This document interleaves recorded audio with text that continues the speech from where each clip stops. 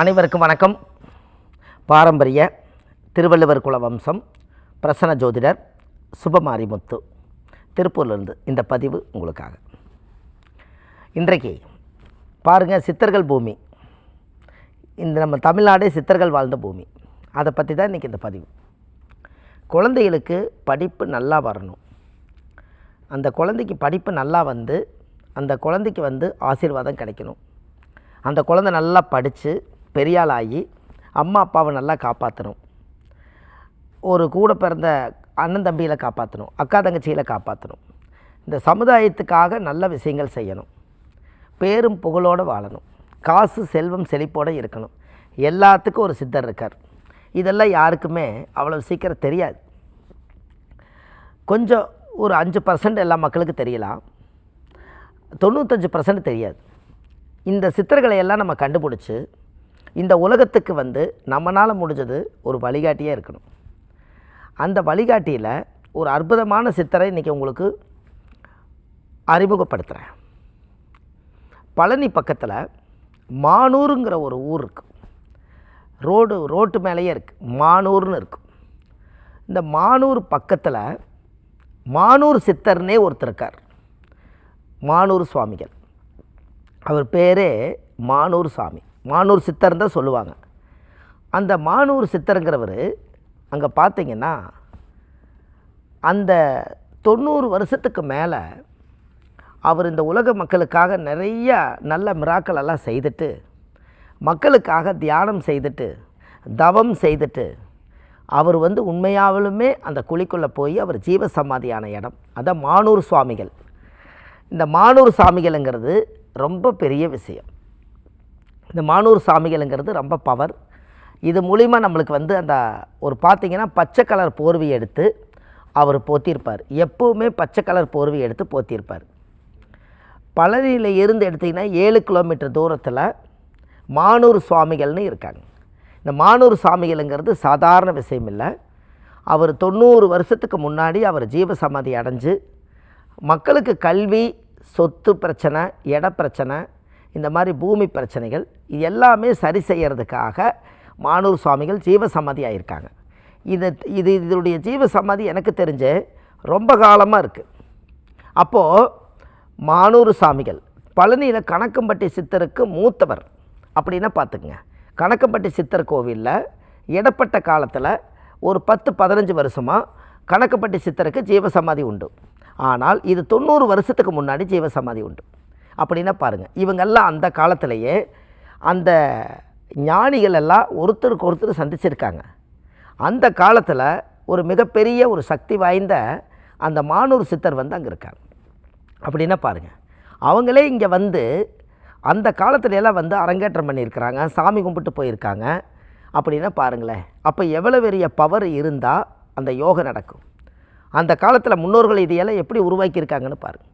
இன்றைக்கி அவங்களுக்கு கோயில் கட்டி குரு பூஜை செஞ்சு ரொம்ப பவர்ஃபுல்லாக வச்சுருக்காங்க. எங்கே? பழனி பக்கத்தில் மானூர் சுவாமிகள். நீங்கள் கூகுளில் ஏதாவது சர்ச் பண்ணிங்கன்னா மானூர் சுவாமிகள்னு நீங்கள் போடுங்க. அந்த கோவில் கல்விக்கு ரொம்ப சிறந்த இடம். திருமணத்தில் ஏதாவது தடை இருந்தால் அந்த கோவிலில் போய் கல்கண்டு வச்சு ஏதாவது ஒரு டம்ளர் தண்ணி வச்சு நீங்கள் ஒரு பூஜை பண்ணி அந்த தண்ணி அவங்க குடிப்பாங்க. அங்கே தீர்த்தம் தெளிக்கிறாங்க, அந்த இடத்துல பிரசாதம் கொடுக்குறாங்க. அவரே ஒரு சிவலிங்கமாக இருக்கார். அந்த சிவலிங்கமாக இருக்கிறதா ரொம்ப பவர் அப்படின்னா பாருங்கள். அவங்களும் சிவன் பக்தராக தான் இருந்திருக்காங்க. அப்போ எத்தனை வருஷம்னு பாருங்களேன். அப்போது அந்த காலத்திலேயே, ஏன்னா எதற்காக நம்ம இந்த சித்தர்களை தனித்தனியாக நம்ம சொல்கிறோம் அப்படின்னா, இந்த சித்தரா அந்த சித்தரா நம்மளுக்கு தெரியாது இல்லையா? அதனால தான் மானூர் சுவாமிகள் நம்ம சொல்கிறோம். அவருக்கு பச்சை கலரில் தான் அந்த தோளில் போத்தியிருப்பார். அப்போ அவருக்கு என்ன ஒரு சிறப்பு அப்படின்னா, அந்த ஊரில் அவர் ஜீவசமாதி ஆனதுக்கப்புறம் அந்த இடத்துல பாருங்கள், சுற்றி வர எல்லாம் பைபாஸ் ஆகிருச்சு. மக்கள் எல்லாம் செழிப்பாக அங்கே வர்றவங்க அத்தனை பேருமே கையெடுத்து கும்பிடாமல் போக மாட்டாங்க. எந்த வண்டி வாகனம் வந்தால் நிறுத்தி சித்தரை பார்த்துட்டு தான் போவாங்க. ஏன்னா அவங்களுக்கு சிலதை பார்த்துட்டு போனால் நல்லது நடக்குது. அவங்க முன்னோர்கள் எல்லாரோட ஆசீர்வாதமெல்லாம் எனக்கு இங்கே தான் கிடைக்குதுன்னு அவங்க நினைக்கிறாங்க. கர்மாவை குறைக்கிறார்.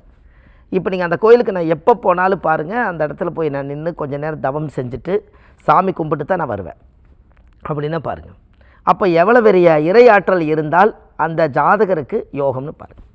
யாருக்கெல்லாம் குழந்தைகளுக்கு கல்வி வந்து நல்லா இருக்கணும் அப்படின்னு நீங்கள் நினச்சா, இந்த குழந்தைகளுக்கு கல்வி நல்லா இருக்கணும், பரீட்சையில் நல்லா பாஸ் ஆகணும், நல்ல பெரிய லெவலில் இந்த உலகத்துக்கு மக்களுக்கு ஏதாவது நல்ல விஷயங்கள் செய்யணும் அப்படின்னு ஏதாவது இருந்துச்சுன்னா, கண்டிப்பாக நீங்கள் வாழ்க்கையில் இந்த நல்ல விஷயத்தை செய்யுங்க.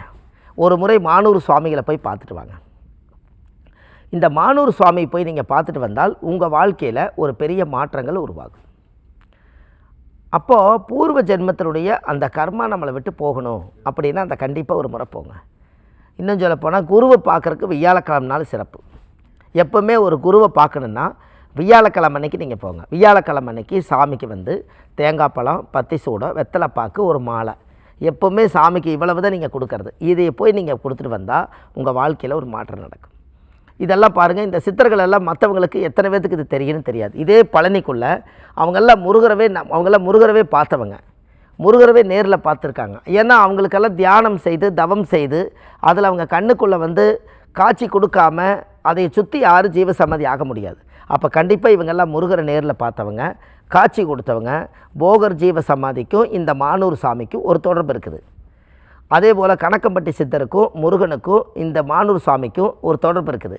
இப்படி ஒன்றுக்கொன்று சித்தர்களும் முனிவர்களும் ஞானிகளும் ரிஷிமார்கள் இவங்கெல்லாம் வந்து தூய்மையான மகான்களாக மாறியிருக்காங்க. அதனால தான் அந்த இடத்துக்கு போயிட்டு வந்தால் நம்மளுக்கு எல்லா பிரச்சனையும் சரியாகிறதுக்கு காரணம். இந்த பேர், புகழ், பதவி, புண்ணியம், காரியம் இதெல்லாம் நிலச்சி நிற்கிறக்காக மானூர் சுவாமியை ஒரு முறை போய் பார்த்துட்டு வரணும். குழந்தைகளுக்கு மெயின் கல்வி. இந்த கல்விக்கு கண்டிப்பாக நீங்கள் போய் பார்த்துருவாங்க. ஏன்னா அந்த ஜாதகப்படி அந்த கோயிலை வந்து நம்ம ஒரு கணக்கெடுத்து பார்த்தா, அதாவது ஒரு பச்சை கலர் தான் அவர் வந்து போர்வையை போத்தியிருக்கார். அவர் தன்னடக்கத்தோடு பச்சை கலர் போர்வையை போத்தியிருப்பார். மிகப்பெரிய மகான். அப்போ புதனுடைய ஆதிக்கமாக அங்கே வருது. புதன் என்பது யார்? கல்வி. இந்த கல்விக்கு அதிபதி கலைவாணி சரஸ்வதிங்கிற மாதிரி அந்த நிறத்துக்கு அதிபதியாக அந்த புதனாக இருக்கிறனால ஒரு குழந்தைகள்லாம் அந்த இடத்துக்கு போய் அவங்க வணங்கிட்டு வந்தால் அந்த பிரச்சனை தானாக சரியாகும். அப்போ நீங்கள் கல்வியை நம்ம கரெக்டாக பிடிக்கணும் இல்லைங்களா? அதனால் வந்து மானூர் சுவாமிகளை போய் வாழ்க்கையில் ஒரு முறை பார்த்துட்டு வாங்க. இது நீங்கள் வந்து நம்ம தாராபுரத்துலேருந்து அலங்கிய மானூர், அந்த அலங்கிய வழியில் போனாலும் போகிற வழியிலேயே மானூர் மெயின் ரோட்லேயே இருக்குது. அதே நீங்கள் பழனியிலிருந்து வந்தாலும் 7 கிலோமீட்டர் தூரம் தான். மானூர்னு கேட்டாலே சொல்லுவாங்க. அந்த ஊரில் மானூருங்கிறது ஒரு ஃபேமஸான ஊர் தான். அந்த ஊர் வந்து மானூர் சாமிகள்னாலே கரெக்டாக சொல்லிடுவாங்க. ரோட்டு மேலேயே அந்த கோயில் இருக்குதுங்கன்னு. எல்லாமே பச்சை கலரில் எல்லாமே இந்த கோயில் அமைச்சிருப்பாங்க.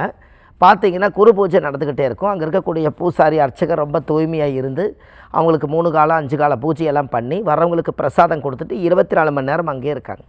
அப்போ இந்த இடத்துக்கு நீங்கள் போகும்போது உங்கள் பதவி, பேரு, புகழ் எல்லாமே வளரும். பாருங்கள், இதெல்லாம் தான் மக்களுக்கு கொஞ்சம் தெரிஞ்சுக்கணும். பாருங்களேன், ஒரு சித்தருடைய ஜீவ சமாதியில் ஒரு பூசாரி ஒருத்தர் இருந்து வழி நடத்தினாலே அவருடைய கர்மாவை குறைச்சிட்டு அவர் ஆசீர்வாதத்துக்கு தகுதி ஆகிட்டார் என்று பொருள். அப்படின்னா பாருங்கள், நமக்கு தெரியாது, ஆனால் கொஞ்சம் கொஞ்சமாக மெல்லமாக சிக்கலை எடுத்து விடுவாங்க. அதனால தான் அந்த ஒரு பவர். அப்போ இது எல்லாம் நம்ம தெரிஞ்சிட்டோம்னா வாழ்க்கையில் ஒரு மிகப்பெரிய மாற்றம் உருவாகும் இல்லையா? அதுக்காகத்தான் மானூர் சாமிகளை ஒரு முறை கண்டிப்பாக பார்த்துட்டு வாங்க. எல்லாமே பாருங்கள், இந்த ஆதிகால பரிகார புத்தகம்னு சொல்லி பெரிய புத்தகம் ஒன்று எழுதியிருக்கேன். இந்த புத்தகம் உலக மக்கள் நலனுக்காக மிகப்பெரிய ஒரு புத்தகம். ஒரு வரலாறுக்காக அடுத்த பாகம் 2 எழுதிட்டுருக்கேன். இதில் வந்து கீழே போயிட்டு நம்பர் கால் பண்ணிங்கன்னா இந்த புத்தகம் வந்து 1736 பரிகாரம் கொண்ட புத்தகம். இது மக்கள் உலகத்துக்கு கரெக்டாக போய் சேர்ந்துட்டுருக்குது. எல்லா வீடாக கொண்டு போய் சேர்த்திட்ருக்குது. இப்போது அதில் ஒரு பக்கம் எடுத்து படித்தாலே அவங்களுக்கு என்ன நன்மைகளுங்கிறது அதில் தெரியும். அதுபோக நம்ம சென்னையில் வடபழனியில் நம்ம தெப்பக்குள வாசல்லையே நம்ம முருகர் கோயில் பக்கத்துலேயே நம்ம ஜோதிட அலுவலகம் இருக்குது. சனிக்கிழமை, ஞாயிற்றுக்கிழமை, திங்கக்கிழமை நம்ம ஜோதிடம் பார்க்குறோம். மற்ற தினங்கள் திருப்பூரில் பார்க்குறோம். கண்டிப்பாக வாழ்க்கையில் நல்லதே நடக்கும் என்று சொல்லி பாரம்பரிய திருவள்ளுவர் குல வம்சம் பிரசன்ன ஜோதிடர் சுப மாரிமுத்து. வாழ்வது ஒரு முறை, வாழ்த்தட்டும் தலைமுறை. நன்றி, வணக்கம்.